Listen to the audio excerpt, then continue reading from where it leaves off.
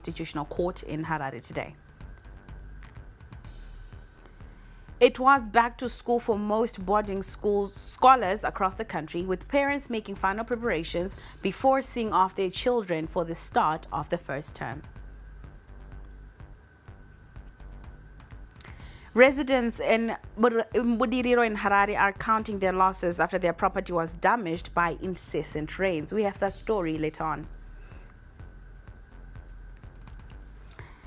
And in sport, Caps United head coach Tekshwa Chiragwi says his team is not under pressure ahead of the start of the 2026 Premier Soccer League season. That and more coming up when we take a look at sport.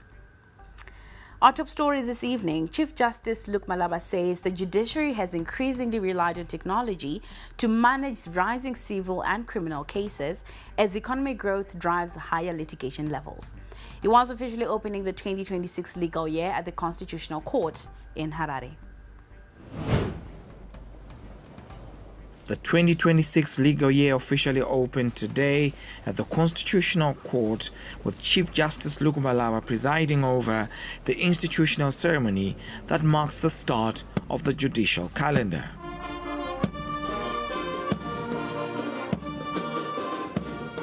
In his keynote address, Justice Malaba said economic expansion and heightened public awareness of legal rights have resulted in more disputes being brought before the courts, particularly fraud-related offences. The aspiration towards world-class standards is not an exercise in institutional self-interest, but is fundamentally service-oriented. This is because the judicial authority is a component of state power created by the sovereign people for their benefit. Justice Malaba said to cope with the growing caseload, the judiciary has accelerated the integration of technology into court operations, allowing matters to be processed and finalized more efficiently. Electronic case management systems, virtual hearings, and digital filing platforms have become central to court operations, reducing delays and improving access to justice.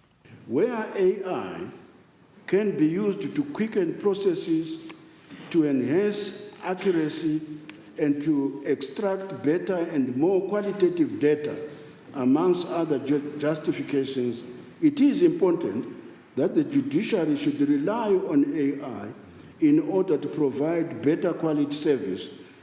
Statistics presented at the ceremony show magistrates' courts recorded an increase in civil cases brought from 7,315 to 7,701, while superior courts handled over 12,700 matters and reduced the backlog by nearly 2,000 cases, gains the Chief Justice partly attributed to digitization. The Chief Justice also launched the Judicial Service Commission 2026 to 2030 strategic plan, a legal blueprint that is expected to carry the country for the next 5 years.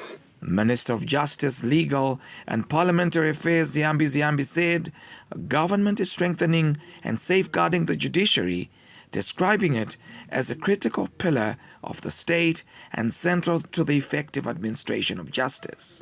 We need, as a nation, to respect our judicial officers. One of the biggest threats that we now have, a threat to our justice system, is that of people who name drop and intimidate our judicial officers, our prosecutors, interfering with their work. Legal analyst Professor Lavmo Maduku welcomed the use of technology, but stressed that efficiency must always align with constitutional safeguards. Well, I think that it is very important that the judicial system be strengthened, because the purpose of the judiciary is to promote what is called the rule of law. The rule of law is about justice. Society is more stable, it becomes prosperous if you have a law in place and that law is applied equally to all people. The legal year is being held under the theme Using Performance Management and Technology to Ensure Quality, Inclusive and Sustainable Judicial Service. With today's proceedings, the judiciary stands ready to ensure the strict observance of the law and of the Constitution. Reporting for ZTN Prime, I'm Ibn Mabunda, the Constitutional Court in Harare. Now, while the Chief Justice led proceedings in Harare, similar legal year opening ceremonies were being held simultaneously across the country. Justice Gora oversaw events at the Mutare High Court. Justice Bharat Patel officiated in Chinhoyi, while Justice Paddington Garwe presided in Masvingo. In Layo, Deputy Chief Justice Elizabeth Gwawunza delivered the keynote address.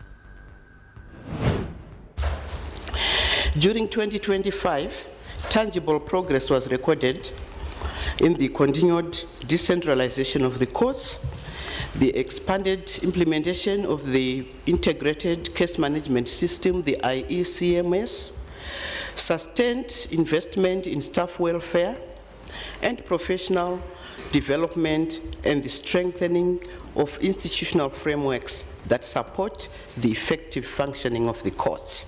Collectively, these initiatives were directed at improving access to justice, enhancing efficiency, reducing delays, and reinforcing public confidence in the judiciary.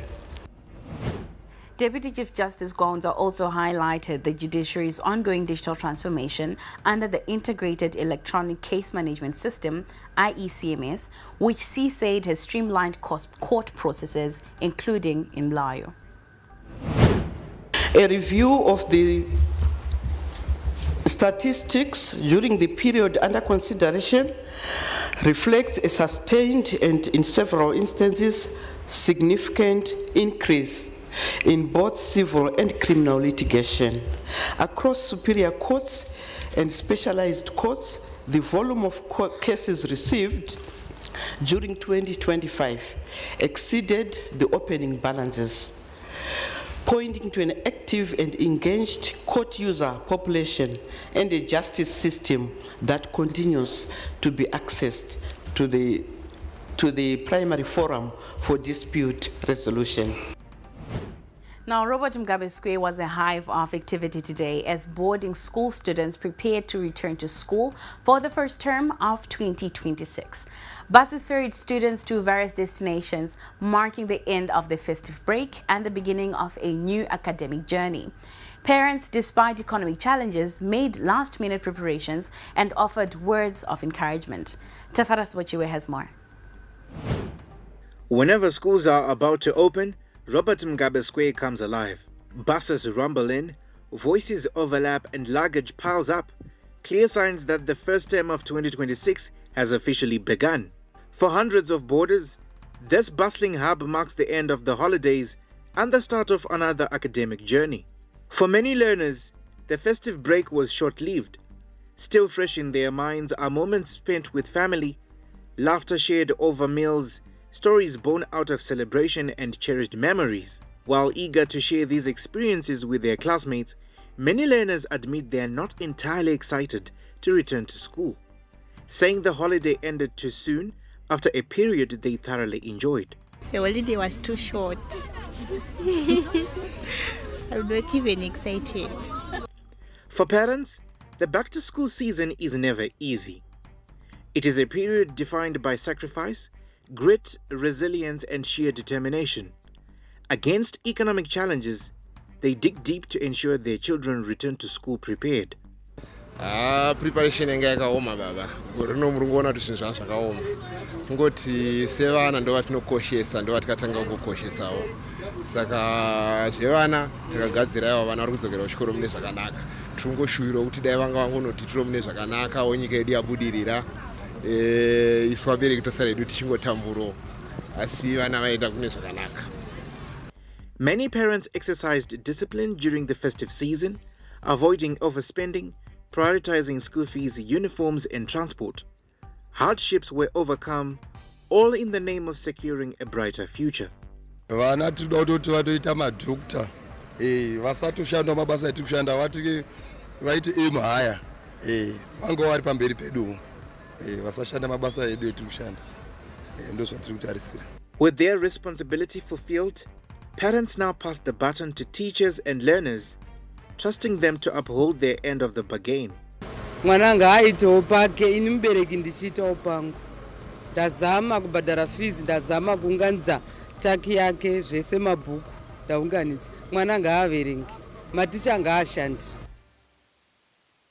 As the students head back to school for the first term of 2026, from the parents' perspective, the hope is that these students will reciprocate their efforts, and from the students, they hope to succeed in their endeavors. Tavaras Buchiwe for ZTN Prime at Robert Mugabe Square in Harare. Now, still with the back-to-school rush, parents across the country scrambled to prepare their children for the new school year. Our crew spoke to some of these parents earlier. It's the last day before schools open, and in a familiar scene, shops were bustling with parents desperately trying to tick off last-minute items on their back-to-school lists. From stationery to school shoes and uniforms, many were rushing to get their kids equipped for the new term.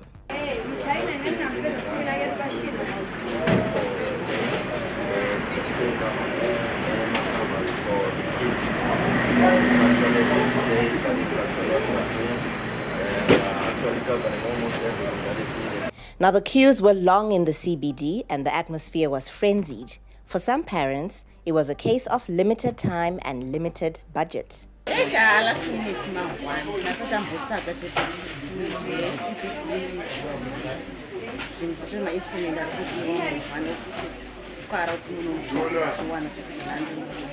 Many parents were found emptying shelves, checking sizes and prices to snap up last-minute deals, and breathing a sigh of relief once all was in order.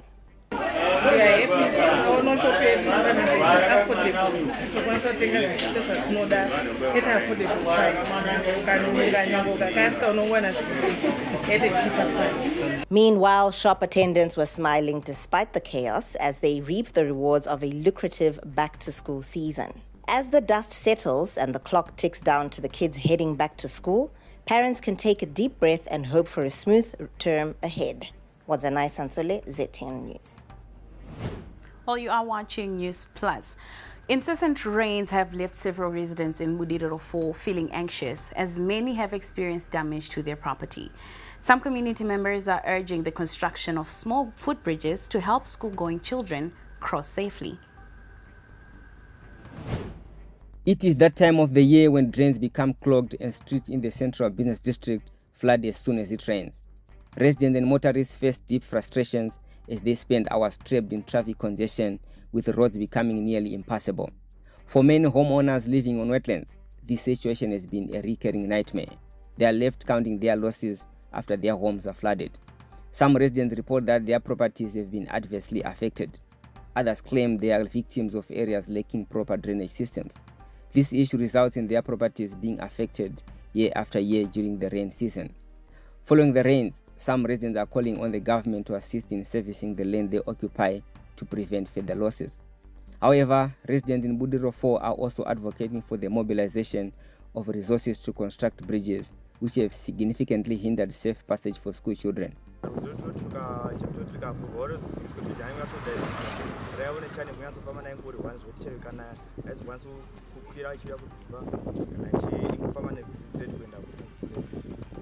Other residents suggest that the community should unite and develop a plan to ensure their children can reach school without difficulty. They have also called for a collective effort to address the challenges posed by Mkwisi stream, which has become a threat to their homes. Nokuti mvura iri kunaya yakawandisa muno makaita zvibani nechirikowa chatinoyambuka icho pane chirikowa chimkwisi chiri padzesapo chino mvura yakawandisa saka chiri kuafekta vanenge vari mudzasi dzasi uko mvura yese iri kunaya ichibva kuno kumusoro ichidzika kudzasi ikoko saka imwe nguva mvura inobva yazara mudzimba mavo oita zvokupupa nekuti vana kuti pachikoro pedu icho tanga nasi 7 o'clock saka vana vanonotenderera nekubridge uko wachidai kuti vazoenda kugedhi zitere apa saka tachitokumbirawo rubatsiro kuti vakwanise kuisirwa bridge vakwanise kuyambuka kuenda kuchikoro vasingatsvedzi vachisvikawo kuchikoro vari smart vana zvikuru zvakubva mangwana saka vana chikoro dambudziko kuti vavambuke itaisirwa chipiri kuti vana vabereki vasanyanya kuperekedza vana kuno kuti vavambuka iri vadi kana pane chipindi manje vana vambuka kuti vana vadi vaenda kuchikoro chimwe chinhu futi kunofuti mvura There's an urgent need for lasting solution to the drainage challenges in main residential areas. Latwo Nyangu, for Certain Prime in Budero 4. Oh, you're watching Newsplus. We'll be back shortly. We're kicking your year off in all her glory with more because we've got you. You get it. We got kicks. We got scores. We got action. We got roars. It's my specialty. We got drama. We got fun. We got more for everyone with an upgrade on us just for you. More channels, more shows, more reasons to stay. We got you. DSTV, we got you all the way. Didn't graduate. I guess I blew it. You couldn't advise him anything. He would just look at you and say, so who do you think you are? We were just like really spoiled. And then they just give me the receipt and I'd pay. The guy walks in one day and then he says that he wants to make a movie. He was blowing the money. There was just like this habit that he had where as soon as he got money, it was gone. I just didn't have the skills or the experience. This money, I could see it disappear so fast.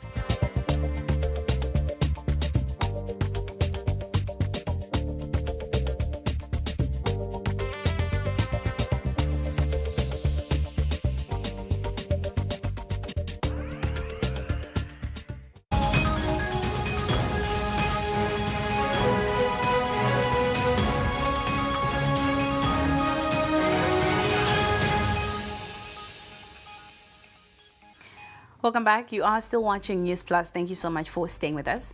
The Minister of Women Affairs, Community, Small and Medium Enterprises Development, Monica Mchangwa, has met with a visiting UN women delegation to strengthen cooperation on programs aimed at empowering Zimbabwean women.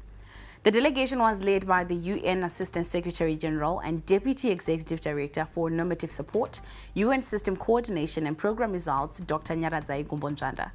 Discussions focused on aligning national priorities with UN women's strategic support, particularly in economic empowerment, gender equality, and the advancement of women in leadership and entrepreneurship.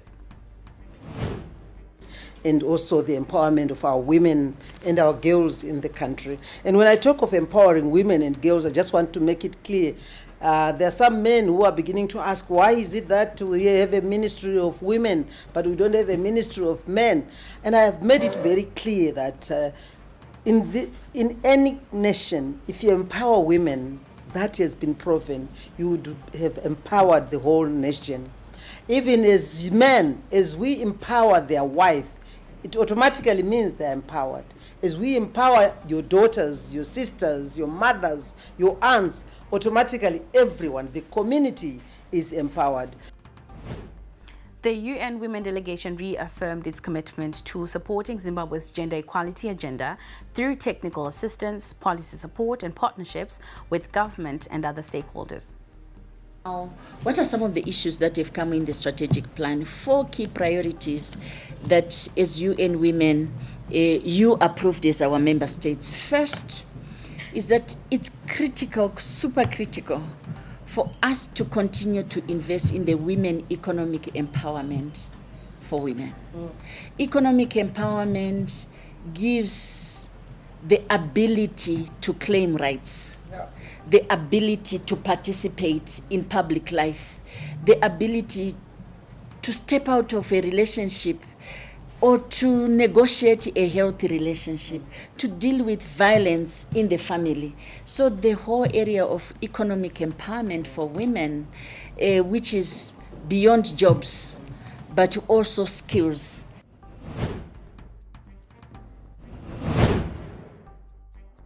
Harare, tune into the beat. Capitalk 100.4 FM, your source for news, business, sports, fashion, and more.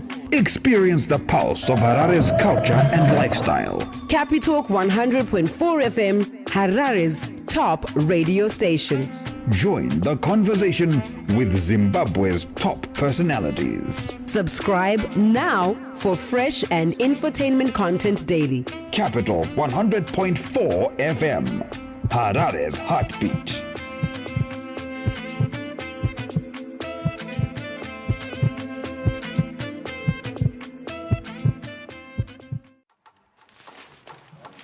This is AFCON, my friend.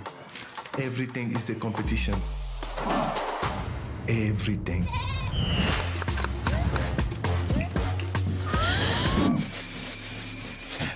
here they come for the opening game, and away we are here at the African Cup of Nations. Join our family meeting from the 21st of December to the 18th of January. Purchase a decoder for $30. AFCON 2025, live on SuperSport.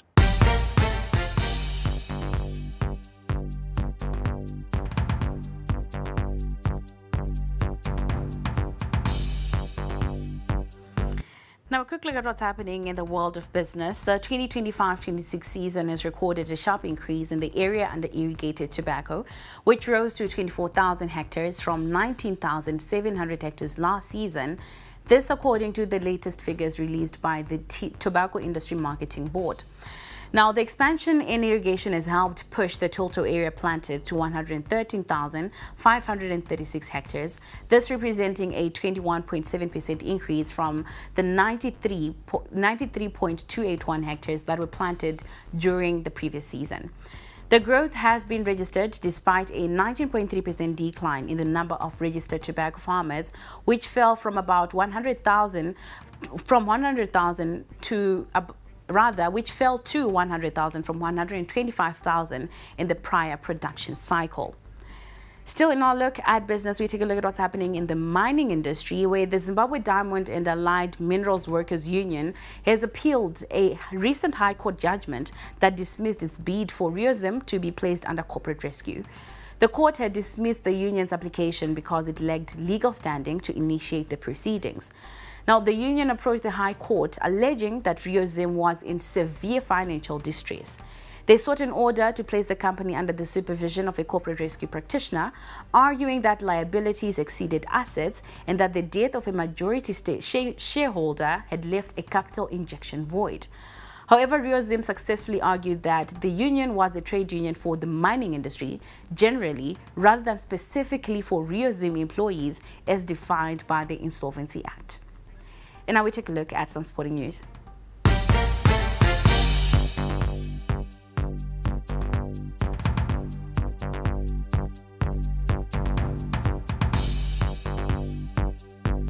Now we start off with football, with Cape United co-head coach Tekshwa Chiragwi saying he's not under any pressure as they prepare for the 2026 Premiership season.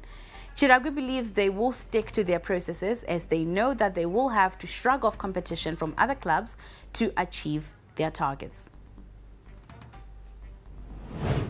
There's no pressure in football, and obviously coming to a club like Cape United, if you look at the rich history that the club has, obviously you come knowing that it's a club that he has to achieve. Not taking away, it's a competition, because if it's just walking in the park, there was no need for us to compete. But it's a competition. But at the end of the day, you must have the objective and also the targets to make sure that you can also improve the club and also your personal growth as a person. And I think that's what is important. So to have that objective, it also pushes everyone to make sure that at the end of the season, there's a certain target that we need to reach, and we work towards that objective, which is key. And also, if you have some targets, it's easy for you to improve and see where you can improve as a team individually, so that you can get where you're supposed to be. Now, having won the league title during his playing days at Cape United, Chiragwi is looking forward to the forthcoming season and is optimistic that they will improve in many areas. It was good times when I was still a player, also to win the league. And it's also important, as a coach, to have that opportunity again to come and coach the same team that you have achieved as a player. And also try to make sure you can also do the same as a coach in a different portfolio. And we're just looking forward to this new coming season to do well and try to make sure we work very hard. It's not going to be easy, but what is important is just to make sure I have taken the baton from all the previous coaches players, administrators who have done so well for the club. And it's just to add on what is there already and make sure we improve on certain things that can also take the Caps United as a brand where it belongs. That's what we Now, Makate High Flyers player Upenyu Kelly Miyambo's journey from Zamchia village in Chipinge district to the Zimbabwe senior women's netball team is nothing short of remarkable. Netball has not only changed her life, but also lifted her family out of hardship, making her a symbol of hope for her community. Tanda Mtali gives us more. Upenyu Kelly Miyambo's netball career transformed not only her life, but also her family's fortunes as the sport became a family's lifeline. To her, netball is more than just a sport. It is a part of her identity, shaped by the many hardships she has overcome to reach where she is today. Netball yakandikoshera singaiti because ndakatanga kuitamba netball ndiri mwana mudiki 10 years ndichitamba netball. Kuti mama chaiva vaichondurova singaiti kuti mwanangu handidi vachiramba ndichidzoka kumba manheru ndichitamba netball. Saka as she continues to rise and make a name for herself, Miyambo has become a beacon of hope and an inspiration for many in the Zamchia village in the Chipinge district. handina kumbozvifunga kuti ndokwandichasvika kozi kumamisha uko havasati vane tingati zviye zvokungoti munhu angapinda patv kana kuti chii chingaitika vanga vasingatozivi, but izvezvi izvi I think ndakatoitawo zvinhu zvikuru zvokutoti izvezvi nakutoti toda unogarira tonekele achibuda patv toneneko sekwedu isusu kumamisha vanonakirwa zvikuru koze kumamisha uko ndini ndega hakuna mumwe anobva kungatamba netball, even soccer hakuna. With her netball career still in its early stages, Miyambo remains deeply grateful for the opportunities the game has given her, including earning a place on the national team. Ndinonzwa kufara singaiti because ndichitotanga chero ndandisingafungi kuti zvingazondisvitsa kunoku kutozivawo nzvimbo inyaya yenetball. Taenda kuUK, taenda kuMalawi, taenda kuNamibia, taenda kuBotswana, taenda kupi kwakawanda inyaya yenetball. Ndakatanga kutanga kuPremier League ndakatanga 2023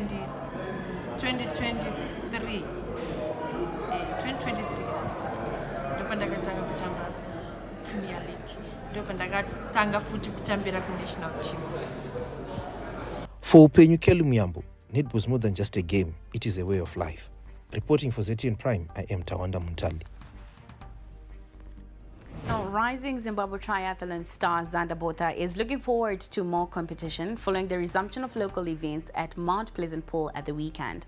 Botha had a good day, coming first in the junior men's competition, where he was up against the likes of Callum Smith, Matthew Hildebert, and Stanley Chasakara. It was a good race.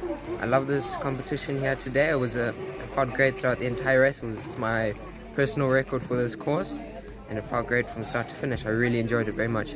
I do wish to go on. They haven't given us a start list yet, but it is my goal to go to Egypt and do as well as I can against my age group. Well, and with that, we conclude tonight's bulletin. Thank you so much for joining us. My name is Faith Nyode. We leave you with the weather forecast. Good evening and enjoy the rest of your viewing.